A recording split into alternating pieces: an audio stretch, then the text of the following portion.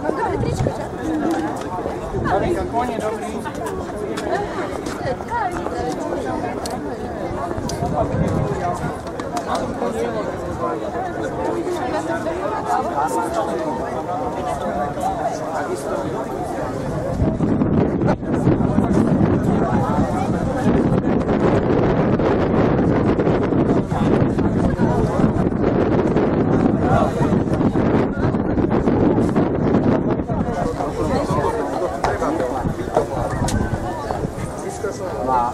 Taká istá skupina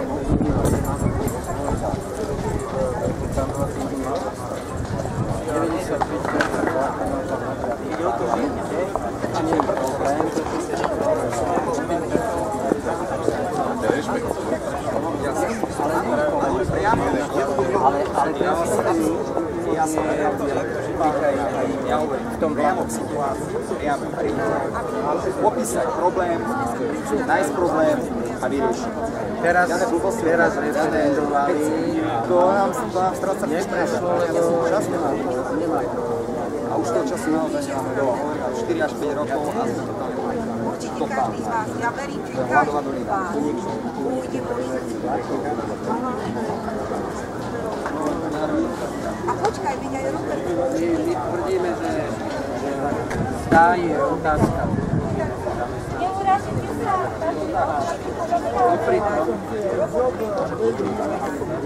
no, tak lebo treba aj nosiť, však ako ho aj ja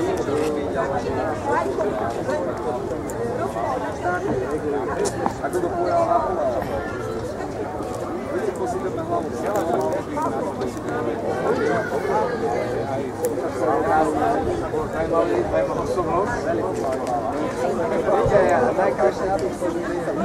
Dobrý deň. Zdravím. Zdravím, pán. A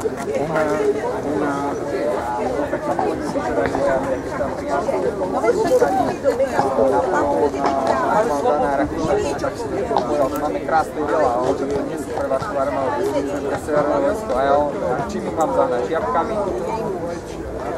A zobral zastav, išiel priamo z boja, rozprašili rakúša. Je to ujdy, Keď sa vybrať Martinčanov, je rád. strana určite je strán, jedna pred nami a jedna ďaleko. Ale aj ty ďaleko predaviete.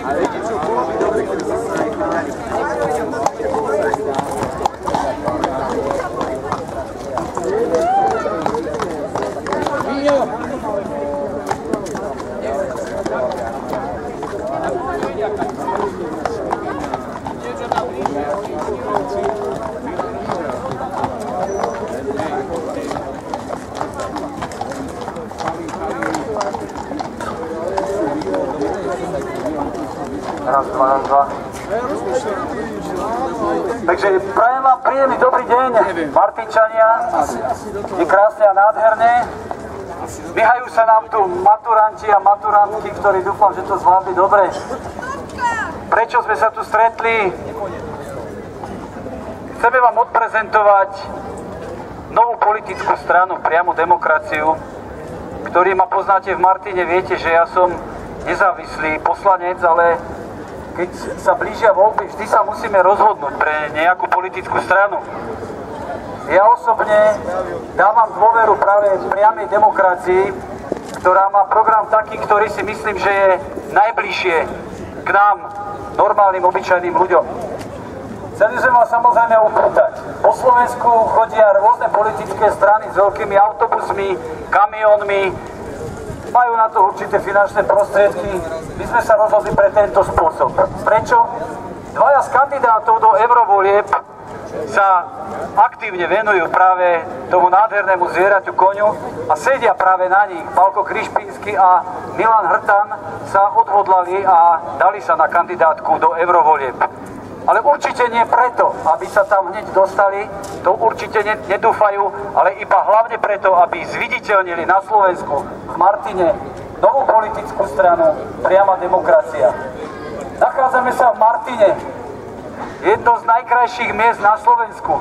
Vždy v týchto miestach pred Národným domom, v ňom aj v okolí sa vždy udiali nejaké významné udalosti, ktoré pohli s dejinami Slovenska.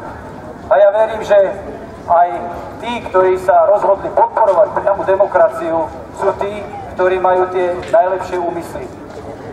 Vieme, že ste väčšina z vás skeptickí, apatickí, aj medzi nami kolujú takéto nálady. Ale nemôžeme to jednoducho vzdať a odovzdať tým, ktorí to doteraz viedli.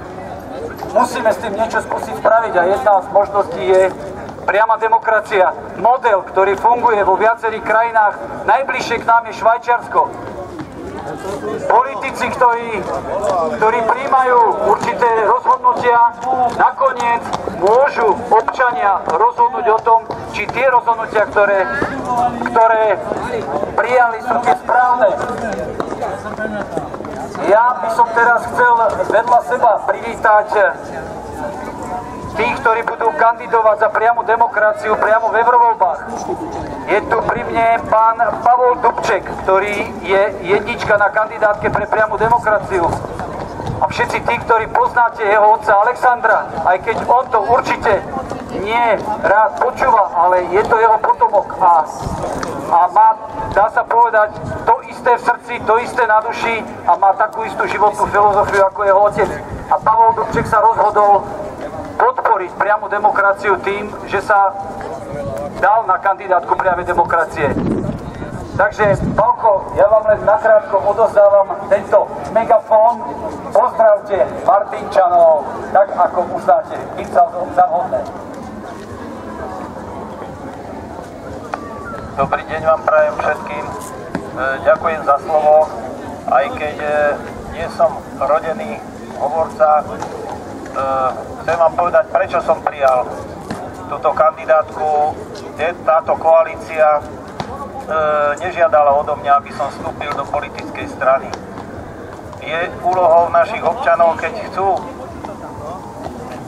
chcú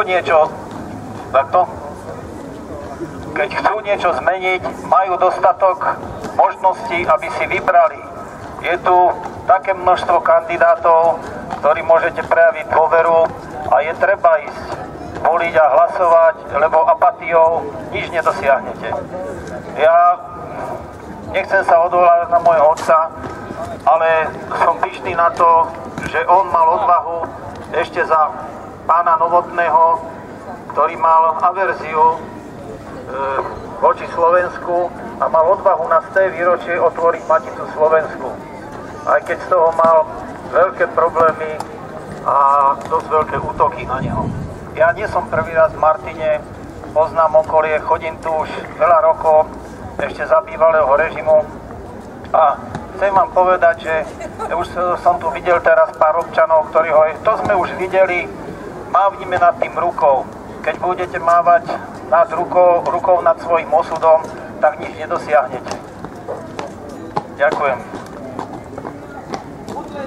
Ďakujem Pálkovi Dubčekovi, aspoň tí, čo ste najbližšie, môžete zatlieskať.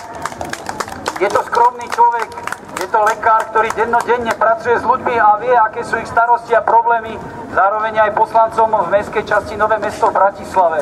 Takže sme radi, že je tu v Martine a všetci tí, ktorí sa chcete s pánom Dubčekom porozprávať, možno o politike, možno o tom, ako to tá priama demokracia myslí, tak samozrejme môžete sa s ním osobne stretnúť a porozprávať. Vedľa mňa ešte stojí veľký muž, pán Robert Beňo, takisto človek, ktorého hlas určite veľmi dôverne poznáte z médií a je to hlas, ktorý takisto, dá sa povedať, v úvodzovkách nedáva si servítku pred ústa, keď sa hovorí o tom, čo Európska únia dala Slovensku, čo nám zobrala a zároveň čo nám môže ešte v úvodzovkách dať alebo nedať. Takže ja teraz vítam medzi nami pána Roberta Beňa a odozdávam mu tiež tento náš, nie mikrofón, ale megafón. Áno, ďakujem. Želám vám dobrý deň, Martinčania. Ja vám poviem aspoň jednou vetou k tej priamej demokracii. To, o čo nám ide, je to, že politik nemá byť len volený občanom, ale aj odvolávaný. To znamená, že my odovzdávame moc do rúk ľudí, ktorí sa môžu rozhodnúť, keď politik neplní svoje sľuby, aby ho mohli pomerne jednoducho odvolať. To je asi celé, čo by som hovoril k nejakému programu alebo k politike. K Martinu poviem toľko, že ma spájajú spomienky ešte so scénickou žatvou na toto mesto a s rôznymi divadelnými dielňami, na ktoré som sa chodieval ešte ako mladý človek. A predsa len Martin je mesto, kde zachránili slovenskú kultúru a postavili ju na nohy pred 150 rokmi. Ja vám želám dneska pekný deň a pokiaľ sa chcete povoziť na koníkoch alebo na koníkovi, tak využite tú príležitosť. Ja sa bojím, ale vy máte možno viacej odvahy. Niekto radšej sadne na koňa, niekto radšej do politiky. Viete, no, je to rôzne. Takže želám vám pekný deň.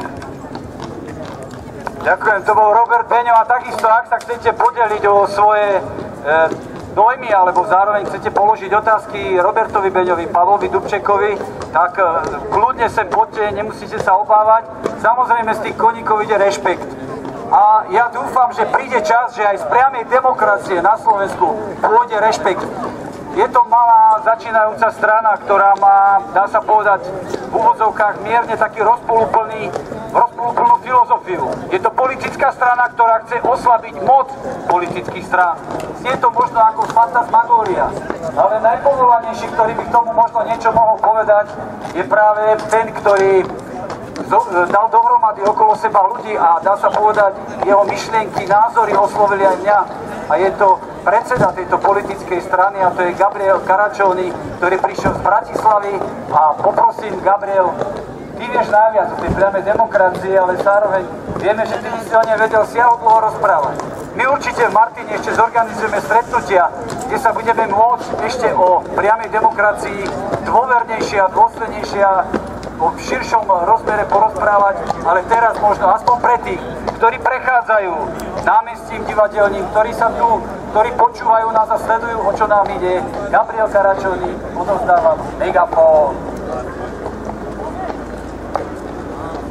Ďakujem za megafón. Tuto Peťo Vons povedal, že Martin je krásne mesto.